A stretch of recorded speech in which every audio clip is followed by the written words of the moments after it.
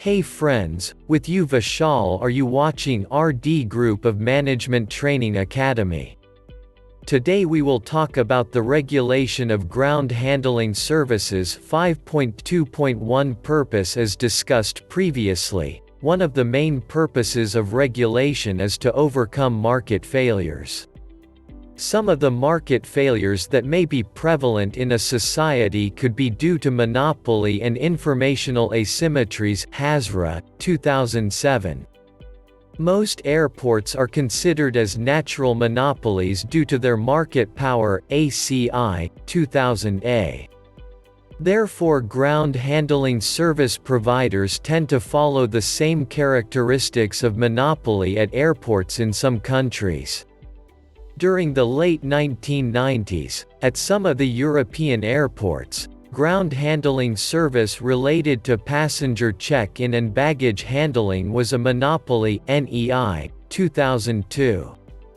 After understanding the significance of ground handling at airports, ICAO addressed various ground handling regulatory issues at its Montreal conference in the year 2000. Secretariat, 2000A. Hazra, 2007, also states that the need for regulation in the civil aviation market may be attributed to safety, security and for the protection of the environment. He argues that most service providers generally know more than the ultimate consumers. This information asymmetry could cause market failures.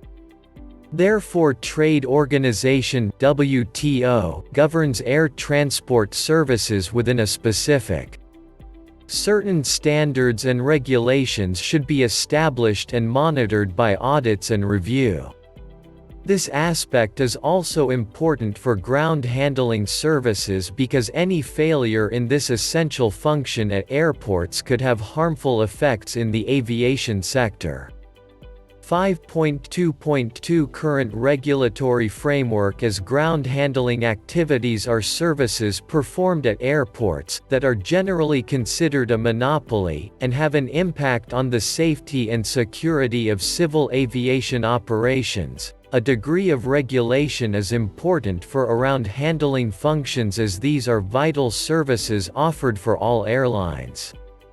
There were no international regulations for ground handling until the late 1990s. They varied from country to country. However, bilateral air service agreements contained some limited rules regarding this aspect. In 1996, the European Union (EU) promoted competition on a regional level by liberalizing the existing rules on ground handling services. Secretariat, 2000A.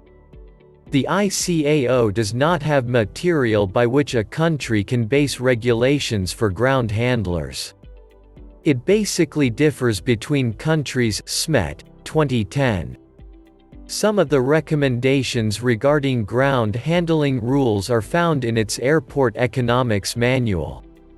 The General Agreement of Trade in Services (GATS), prepared by World, AC 12006, for acceptable ground handling arrangements as a regulation. Annex called Annex on Air Transport Services. Currently this annex is under its second review that commenced in September 2005, WTO, 2011.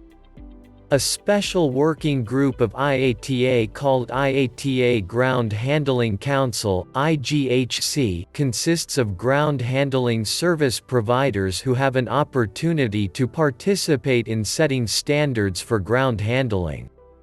They have a couple of working groups who are currently developing policies and recommendations on certain ground handling topics. IATA's Airport Handling Manual was also prepared by IGHC IATA, 2011. Besides the above international organizations, each country has its own rules and regulations that govern ground handling activities. In most of the countries there are no separate regulation related to ground handling services, as these are part of other regulations related to airports or within the bilateral service agreements. The European Union (EU) Council has a specific regulation called the Council Directive 96/67/EC Directive, which governs all ground handling policies at community airports of the European Union Howland, 1996. On the basis of this directive, the UK Civil Aviation Authority (CAA) introduced the Airports Ground Handling Regulations 1997, which is the regulatory framework of ground handling for all airports in the UK. Jackson, 1997. In the Bahamas, the Civil Aviation Department has an advisory circular for Air Operator Certificate (AOC) holders as well as their ground handling service providers (CAD), 2008.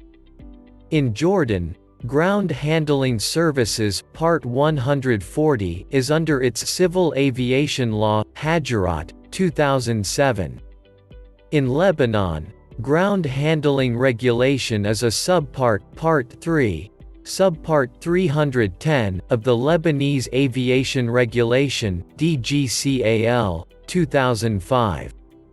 In India, the first ground handling regulation came into effect during the year 2000, and in September 2007 the Director General of Civil Aviation issued another regulation that covers the rules for granting permission for ground handling services at airports other than those belonging to Airports Authority of India (AAI), Gohan, 2007. Subsequently in October 2007, the AAI published in the official gazette the Airports Authority of India General Management Entry for Ground Handling Services, Regulations, 2007, AAI, 2007.